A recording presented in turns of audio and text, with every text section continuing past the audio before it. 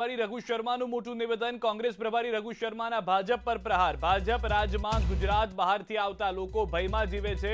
ગુજરાતમાં ભયમુક્ત વાતાવરણ હોવું જોઈએ. રાજ્યની આર્થિક સ્થિતિમાં ગુજરાત બહારના લોકોનો પણ હાથ છે. આ નિવેદન આપતા જ વિવાદ ઊભો થઈ ગયો છે કે ગુજરાત બહારથી આવતા લોકો રાજ્યની અંદર ભયમાં જીવી રહ્યા છે. રઘુ શર્માનું આ નિવેદન અનેક લોકોને ખૂંચી રહ્યું છે અને તેઓની આ વાતને લઈને મોટી સંખ્યામાં લોકો વિરોધમાં પણ ઉતરી આવ્યા છે.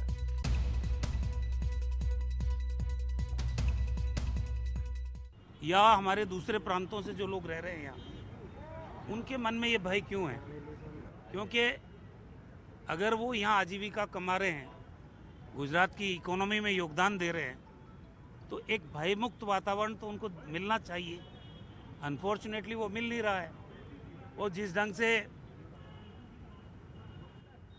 गांधी की विचारधारा को मानने की बात हो रही है, सरदार पटेल की विचारधारा को मानने की बात हो रही है, तो उनकी फोटो से मतलब नहीं रखना चाहिए.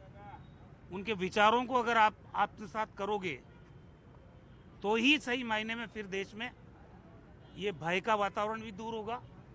ये आपस में जो सांप्रदायिक सौहार्द का वातावरण बनेगा, देश एक होगा, अखंड होगा, एकजुट रहेगा और अच्छे वातावरण में हमारे लोकतंत्र को हम मजबूत कर सकते हैं.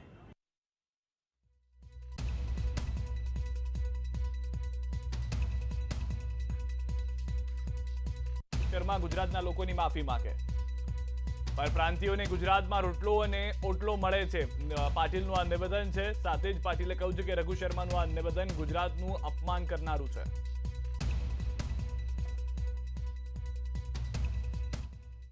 શર્મા દ્વારા નિવેદન આપવામાં આવ્યું છે, મને લાગે છે કે એમણે ગુજરાતના લોકોનું અપમાન કર્યું છે.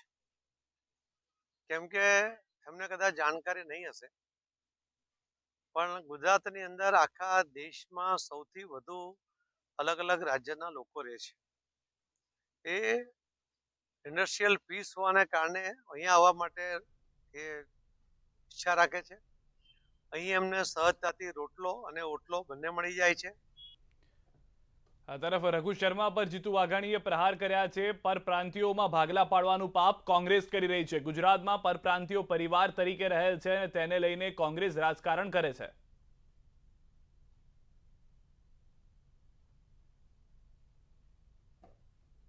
એક ભારત શ્રેષ્ઠ ભારત, સમરસ સમાજ, આ બધી જ બાબતોનો સમાવેશ, સૌનો સાથ, સૌનો વિકાસ, સૌનો પ્રયાસ, સૌનો સહકાર, એક બાજુ અમારું આ મંત્ર છે. અને હવે પરપ્રાંતિયોમાં ભાગલા પડાવવાનું પાપ એ કોંગ્રેસ કરી રહી છે. આ રાજ્યમાં પરપ્રાંતિયો એક પરિવાર તરીકે રહે છે.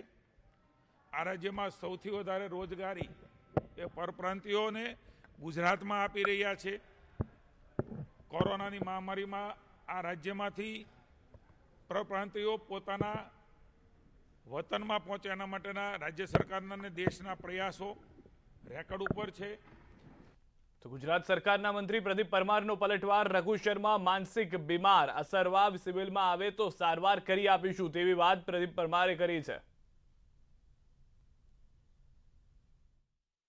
મારી ગુજરાતના કોંગ્રેસના પ્રભારી વિરેન્દ્ર છે કે હું અસારા વિધાનસભાનો ધારાસભ્ય છું. મારી અસારા વિધાનસભાની અંદર ગુજરાતની સૌથી મોટી માનસિક હોસ્પિટલ છે. જો એમને સારવાર કરાવી તો આવશે તો એમને સારવાર કરી આપીશ. ગુજરાતની અંદર કોંગ્રેસ નેસ્ત નાબૂદ થઈ ગઈ છે. કદાચ એમને પ્રાંતવાદનો મુદ્દો લઈને કોંગ્રેસને ઉપયોગ કરવાનો પ્રયત્ન કર્યો છે, પણ મને ચોક્કસ ખાતરી છે કે એમની માનસિક પરિસ્થિતિ સારી નહીં હોય. આ તરફ રાષ્ટ્રીય સ્વયં સંઘે પણ રઘુ શર્માના નિવેદનને વખોડતા કહ્યું કે ગુજરાતમાં બહારથી આવતા લોકો અહીં જ વસી જાય છે. ગુજરાતમાં આવનાર અધિકારીઓ પણ અહીં જ વસી જાય છે. तो यहाँ गुजरात में जो बाहर के राज्य से आए हुए आईएएस अधिकारी भी अपनी रिटायर होने के बाद वो क्या सोचते हैं, गुजरात में ही रह जाना. क्यों भाई? अगर यहाँ बाहर के लोगों को डर लगता तो वो यहाँ रहने के बजाय यहाँ खर्च करके संपत्ति खड़ी करना, बंगला बनाना, ये सब नहीं करते. अपने गांव वापस चले जाते, अपने शहर वापस चले जाते, अपने राज्य में वापस चले जाते. लेकिन ऐसा नहीं है.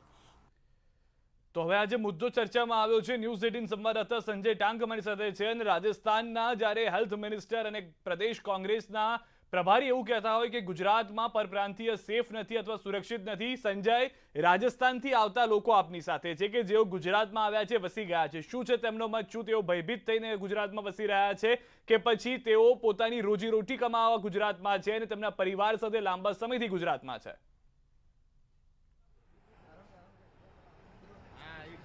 બિલકુલ સિદ્ધાર્થ, જે પ્રકારે રઘુ શર્માએ જે નિવેદન કર્યું છે કે જે બહારથી આવનારા જે લોકો જે છે કે જેઓ ગુજરાતમાં વેપાર ધંધો કરે છે અને તેઓ અત્યારે જે છે ભયના ઓથાર હેઠળ જે છે તેઓ અહીંયા બિઝનેસ કરે છે, તે ક્યાંક ને ક્યાંક નિવેદનને લઈને હવે વિવાદ જે છે સામે આવ્યો છે. આપણી સાથે કેટલાક વેપારીઓ જે છે કે જેઓ રાજસ્થાન અને પરપ્રાંતથી જે છે તેઓ અહીંયા આવીને વસ્યા છે, વર્ષોથી તેઓ અહીંયા આવીને વસ્યા છે અને વસવાટ કરી રહ્યા છે. સાથે સાથે તેઓનો ધંધો રોજગાર જે છે કે તેઓ અહીંયાથી જ ફૂલ્યો ફાલ્યો છે. व्यापारियों अपनी साथे છે, તેઓ પાસેથી જાણવાનો પ્રયાસ કરીશું. क्या आपको लगता है कि आप यहाँ पे जो गुजरात कितने साल से आप यहाँ पे बिजनेस कर रहे हो, क्या यहाँ पे माहौल अशांत माहौल लग रहा है, क्या है? नहीं, ऐसा कुछ नहीं. हम लास्ट लगभग 10-15 साल से यहीं पे है. बाकी हम शांति से धंधा करते हैं, हमको कोई प्रॉब्लम नहीं है इधर. अच्छा, गांव से भी अच्छा लगता है इधर. तो बाकी तो सब सही है. શું કહેશો, જે પ્રકારે આ જે નિવેદન સામે આવ્યું છે રઘુ શર્માનું કે બહારથી આવેલા લોકો જે છે કે તેઓ ભયના ઓથાર હેઠળ અહીંયા વેપાર કરે છે, શું માનો? शर्मा जी को मैं पहले ये बताना चाहूँगा कि आप पहले सर्वे पूरा कंप्लीट करें और अफवाहें ना फैलाएं. आज हम यहाँ गुजरात में लगभग काफ़ी सालों से यहाँ बिजनेस कर रहे हैं. आज तक हमको इस तरह के माहौल का कभी सामना करना नहीं पड़ा है और आगे भी कुछ ऐसा होगा हमको विश्वास है. और यहाँ पे हमको बिजनेस करने में कोई तरह की कोई परेशानी नहीं है और इस तरह का विचार भी हमको आज तक कभी आया नहीं है कि इधर कुछ भेदभाव वाला वातावरण है या व्यापारियों को परेशान किया जाता है या इस तरह का कुछ भी गलत कुछ उपयोग होता है. कोई तरह की कोई तकलीफ नहीं है. हम यहाँ बरसों से बिजनेस कर रहे हैं, आज तक शांति से कर रहे हैं और आगे भी हमारा इसी तरह से रवैया रहेगा. बाकी ये अफवाह है, बिल्कुल ऐसा कोई वातावरण हमने आज तक देखा नहीं है. कहाँ से है आप और कितने साल? मैं राजस्थान से हूँ और यहाँ पे शायद मैं 20 साल से, तो इधर 21 साल से बिजनेस कर रहा हूँ.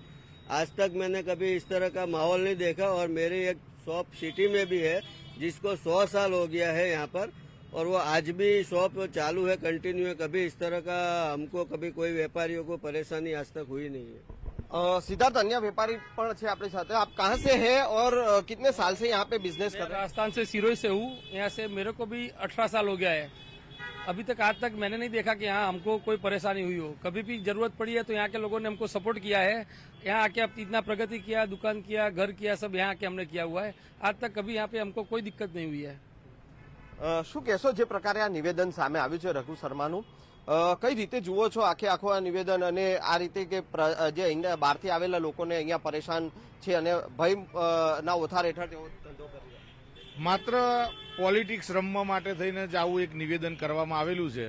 આમ જોવા જાવ તો કોણ ગુજરાતી છે કે પરપ્રાંતિ એવું તો એ લોકો કહે છે. બાકી અહીંયા કોઈને એવી ખબર જ પડતી નથી કે માણસ પરપ્રાંતમાંથી આવેલો છે, વસેલો છે. બધા ભાઈચારાથી જ રહે છે અને માત્ર રાજકારણ માટે થઈ અને દેશના લોકોને ભાગલા પડાવવા માટે થઈને આવું નિવેદન ના આપો. સાહેબને કહીએ તમને મત મળશે, તમે સારું કામ કરો તો તમને સામેથી મત મળવાના જ છે. આટલા વર્ષ રાજકારણ જો સારી રાજનીતિ કરી હોત ને સારા કામ કર્યા હોત તો મળવાનું જ હતું. એટલે આ રીતે હવે પરપ્રાંતિયોનો મુદ્દો લાવી, પહેલા કોમનો મુદ્દો લાવતા હતા, હવે પરપ્રાંતિયોનો મુદ્દો લાવી અને આ પ્રકરણ ચગાવવામાં આવે છે. તો આવું રાજકીય નિવેદન ન કરવા માટે શર્મા સાહેબને મારી વિનંતી છે. બિલકુલ સિદ્ધાર્થ, જે પ્રકારે રાજસ્થાનથી જ આવીને અહીંયા વર્ષોથી વસેલા જે વેપારીઓ જે છે તેઓ પણ ક્યાંક ને ક્યાંક જણાવી રહ્યા છે કે તેઓનો અને તેઓના પરિવારનો જે વિકાસ જે છે એ ક્યાંક ને ક્યાંક ગુજરાતમાં શાંતિપૂર્ણ માહોલ, જોકે ગુજરાત પહેલેથી જ શાંતિ માટે જે છે પ્રખ્યાત છે અને તેવામાં જો આ પ્રકારનું નિવેદન જ્યારે કોંગ્રેસ પ્રભારી જે છે રઘુ શર્મા દ્વારા જે સામે આવ્યું છે અને તેને લઈને ક્યાલ હાલ વિવાદ જોવા મળી રહ્યો છે કે વેપારીઓ જે છે કહી રહ્યા છે કે વર્ષોથી તેઓ અહીંયા વસી રહ્યા છે અને શાંતિપૂર્ણ માહોલમાં જ તેઓ જે છે પોતાનો ધંધો વેપાર જે છે તે કરી રહ્યા છે. જી સિદ્ધાર્થ, આખિરમાં વડીલ મુરબ્બીએ કહ્યું કે રાજકારણ થઈ રહ્યું છે. અન્ય વેપારીઓ સાથે પણ જો આપ વાત કરીને જાણી શકો કે ક્યારે કોઈ વસ્તુ ખરીદી માટે આવતું હોય અથવા વેચાણ માટે આવતું હોય ત્યારે એવું કંઈ જાણતા હોય છે કે એ પરપ્રાંતીય છે અથવા તો રાજસ્થાનના છે, મધ્યપ્રદેશના છે, ગુજરાતના નથી, કે પછી આ પોલિટિક્સ છે કે જેના કારણે એક સામાન્ય વ્યક્તિને ફરી એક વખત સેન્ટરમાં મૂકી અને રાજકારણ થઈ રહ્યું છે. પરપ્રાંતીયનો મુદ્દો આ વખતે પકડી લેવામાં આવ્યો છે.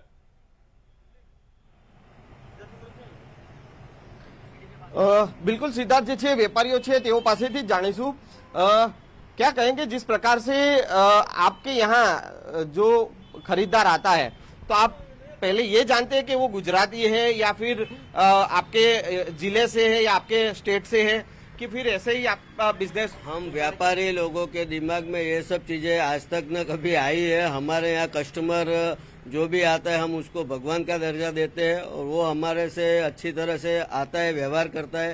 हम भी उनको व्यवस्थित व्याजबी हिसाब से काम करते हैं उनके साथ। ना उनको आज तक हमसे कंप्लेन हुई है ना हमको कस्टमर से कंप्लेन हुई है और हमारा इस तरह से रोजगार चल रहा है, बरसों से चला आ रहा है, अभी भी चल रहा है और आगे भी चलता रहेगा। इस तरह का हमको कभी आज तक कोई तकलीफ या इस तरह की कोई परेशानी ना आज तक हुई है और ना हमको लगता है कि भविष्य में कभी होगी। तो आपको लग रहा है कि ये मुद्दा ओनली पॉलिटिक्स के लिए ही ये किया गया है शायद? मेरे हिसाब से जब हम व्यापारियों को इस तरह की कोई परेशानी हुई नहीं है तो स्वाभाविक है आप ही समझदार हो कि इसका आगे मुद्दा इन लोगों का कहने का तात्पर्य क्या होगा। बिल्कुल अन्य व्यापारी पण अपनी साथे छे। सिद्धार्थ, क्या कहेंगे पूरा का पूरा मुद्दा है वो राजकीय बन गया है, ऐसा लग रहा है क्या?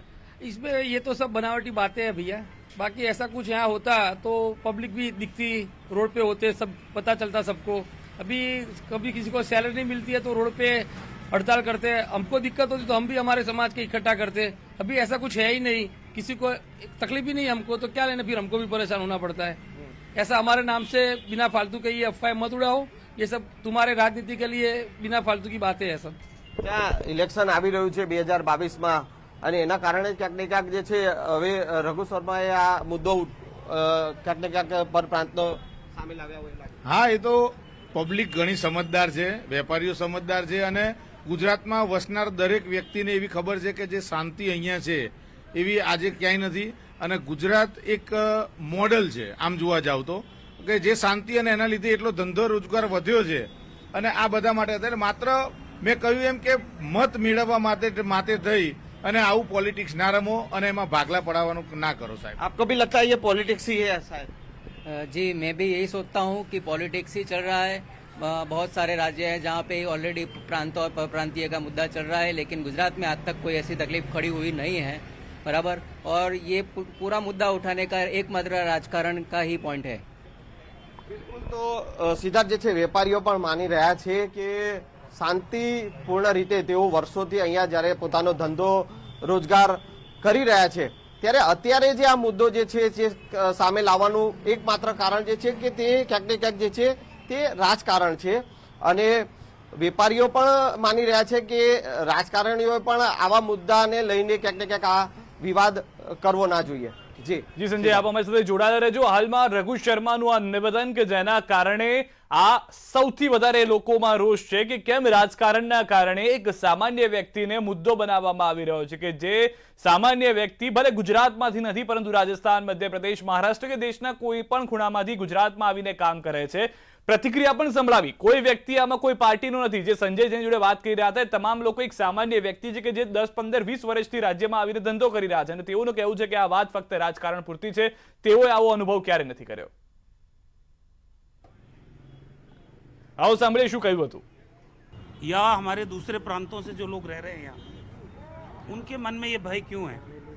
क्योंकि अगर वो यहाँ आजीविका कमा रहे हैं, गुजरात की इकोनॉमी में योगदान दे रहे हैं, तो एक भयमुक्त वातावरण तो उनको मिलना चाहिए।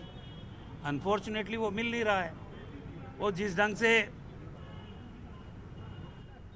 गांधी की विचारधारा को मानने की बात हो रही है, सरदार पटेल की विचारधारा को मानने की बात हो रही है, तो उनकी फोटो से मतलब नहीं रखना चाहिए। उनके विचारों को अगर आप आत्मसात करोगे तो ही सही मायने में फिर देश में ये भय का वातावरण भी दूर होगा।